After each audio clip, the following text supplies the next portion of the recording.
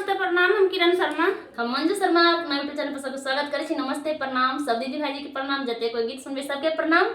और हम दोनों देवरानी जेठानी जा रहल छी बहुत प्यारा सा चुटकुला गीत गाब, अहाँ सब जरूर सुनब और प्यारा से बात खूब देब। देखियो अखन आइ हम कोन गीत गाबे जा रहल छी, हम सबके सुना रहल छी। जेठ के महीना छै, हमरा गांव में तारी बड लगे छै, गर्मी बहुत छै, बड बहुते मर्द पुरुष के देखे छी पीवा जाए त हमरा घर के पछा में पासी तारी लगबै छथिन। बहुते तार के गाछ देखब छै। हमेशा सुबह हेथिन तब आ शाम हेथिन तब देखथिन। सब रहे छथिन ओहि इंतजार में लागल कि कब पासी तारी उतारथिन और हम सब पियब। तो ओइ द्वारा हम सब एकटा गीत बनेलिए है तारी पर। देखियो गर्मी कते छै, बहुत बहुत प्यारा सा गीत छै, जल सुने के कोशिश करब। हाँ सब अपना अपना प्यारा से जेठ के महीना में चुआ लागल तारिया ठोपे रे ठोपे। जेठ के महीना में चुआ लागल तारिया ठोपे रे ठोपे। तारिया चुवैया धीरा दिया ठोपे रे ठोपे। तारिया चुवैया धीरा दिया ठोपे रे ठोपे। तार पर